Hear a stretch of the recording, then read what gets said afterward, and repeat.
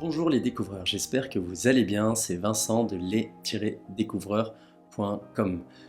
Aujourd'hui, je voulais vous présenter les 5 bonnes raisons pour lesquelles se mettre à un sport de combat. Donc la première bonne raison, et comme beaucoup de sports, c'est se dépenser. C'est bon pour la santé, ça vous permettre de vous vider la tête, voilà, vous relaxer, de vous sentir bien, de vous sentir mieux. Le deuxième point pour lequel se mettre au sport de combat est hyper positif, c'est que ça va vous apprendre l'humilité et à gérer votre ego.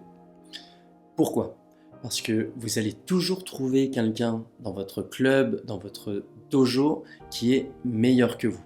Donc, même si vous êtes fort physiquement, vous êtes plus grand, vous êtes plus lourd, il y aura toujours quelqu'un de meilleur que vous. Et puisque, quoi qu'il arrive, vous allez devoir l'accepter, vous allez baisser en pression sur le fait d'être toujours le meilleur, d'être toujours le plus fort, d'être toujours celui qui a raison. Et d'ailleurs, très souvent, les gens qui pratiquent assidûment les sports de combat sont des gens très calmes, très respectueux. Le troisième point hyper intéressant lorsqu'on se met au sport de combat, ça va être de développer sa persévérance. Parce que c'est hyper ingrat. Vous allez être dans le rouge, vous allez pousser la machine et être dans des situations où vous allez vraiment vous sentir dominé par votre partenaire d'entraînement, votre sparring partner. Et donc du coup, les résultats de l'apprentissage n'arrivent pas tout de suite. Et entre les résultats et l'entraînement auquel vous êtes, il va y avoir tout un chemin où il va falloir faire le dos rond et justement faire preuve de patience et de ténacité. Le quatrième point hyper intéressant, c'est que vous allez évidemment apprendre à vous défendre. Donc, on espère que ça n'arrivera jamais. Ça ne veut pas aussi dire que vous êtes invincible, encore plus quand vous débutez, mais ça donne toujours des clés, des bons réflexes, et il vaut mieux savoir quelques notions, s'être un peu entraîné, que pas du tout. Et vous voyez, le meilleur exemple de ça, c'est mettre un coup de pied dans un sac de frappe. Essayez, vous allez voir, vous allez être ridicule si vous ne vous êtes jamais entraîné à le faire.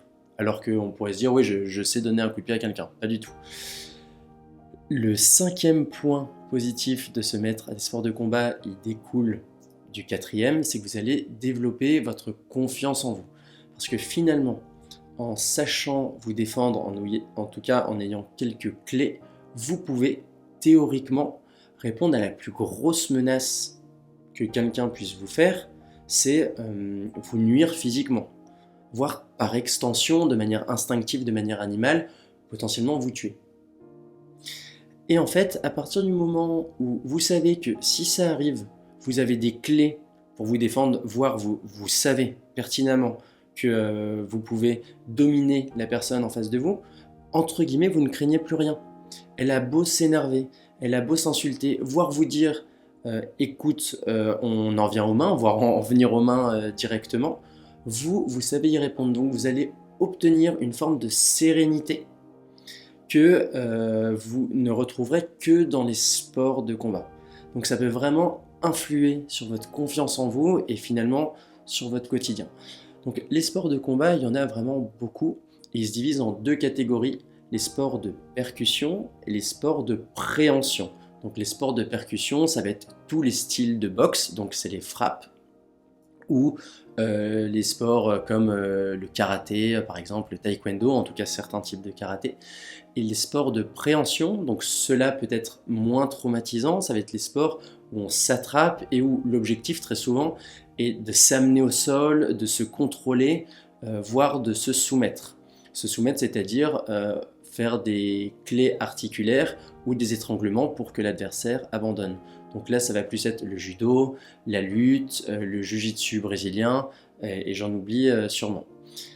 À la croisée de ces deux types de sports de combat, vous avez des sports, on va dire, un peu plus hybrides, comme le MMA, comme le pancrace ou le sambo, où là, vous allez avoir des phases de percussion qui vont être mêlées à des phases de lutte et d'amener au sol. Et ça peut être aussi hyper intéressant. Là où je veux en venir, c'est qu'il y en a pour tous les goûts et tous les âges. Donc voilà pour les bienfaits de se mettre à un sport de combat. Réfléchis-y parce que ça peut vraiment beaucoup t'apporter. En tout cas, si tu es arrivé jusqu'à la fin de cette vidéo, c'est que tu veux toi-même t'améliorer. Et ce que je te propose, c'est d'obtenir le livre offert dans la description qui t'explique comment mériter ta vie rêvée. Et en tout cas, moi je te dis à très bientôt.